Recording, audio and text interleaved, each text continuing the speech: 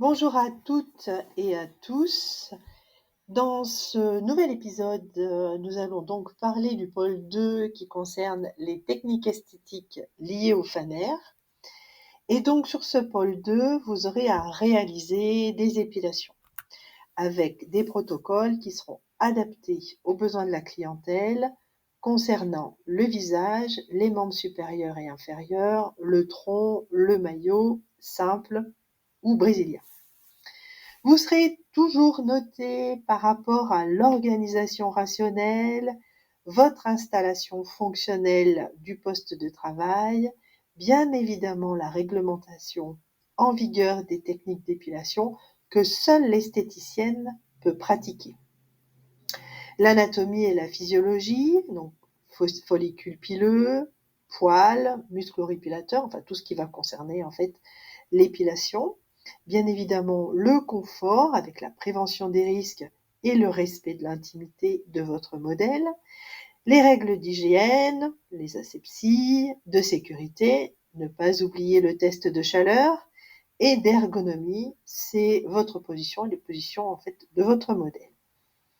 Une démarche éco-citoyenne, on peut être par exemple dans la limite des déchets, une durée de réalisation optimisée, bien évidemment un résultat net, les poils doivent être enlevés et non cassés, l'utilisation de la pince est acceptée, il ne doit rester aucun résidu, ni de cire, ni de produit sur la peau. Dans ce pôle 2, on va également trouver la réalisation des colorations des cils et des sourcils. Donc le protocole doit bien évidemment être adapté aux besoins de la clientèle. Votre organisation est toujours rationnelle. L'installation fonctionnelle de votre plan de travail. Donc je vous rappelle, si vous êtes droitière, il est à droite. Si vous êtes gauchère, il est à gauche. Une maîtrise parfaite de la technique et un résultat net.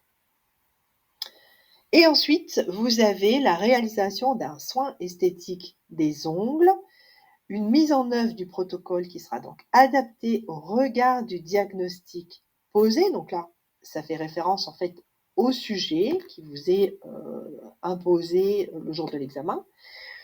C'est aussi appelé la manucurie, la beauté des ongles des pieds. Cela comprend un protocole où asepsie, limage, trempage, traitement des cuticules, etc. est attendu dans la maîtrise des techniques utilisées. Une organisation rationnelle et une installation de plan de travail appropriée à la situation avec un résultat net dans une démarche éco-citoyenne. Si pour ce module, vous avez l'habitude de travailler en face à face, n'hésitez pas, le jour de l'examen, à vous installer en face à face sur votre fauteuil, si c'est plus pratique pour vous, pour réaliser cette beauté des ongles. Cependant, attention à ne pas priver les autres candidats d'une assise qui pourrait leur servir pour faire elles aussi ou eux aussi du face-à-face. Ensuite, vous avez la réalisation du maquillage des ongles avec un vernis classique, on va être laqué ou French, ou avec un vernis semi-permanent. Donc la mise en œuvre de ce protocole doit être adaptée. Vous avez toujours une organisation rationnelle et une installation fonctionnelle, la réalisation dans le respect des règles d'hygiène, de sécurité et d'ergonomie. Et bien évidemment, dans le respect des attentes de la clientèle, ce qui est sur le sujet, la durée optimisée et la mise en valeur des ongles. Une technique maîtrisée et un résultat net est attendu. Pour l'évaluation finale, vous avez deux parties. Une première partie écrite qui va durer en moyenne 30 minutes sur une situation professionnelle qui vous sera donnée.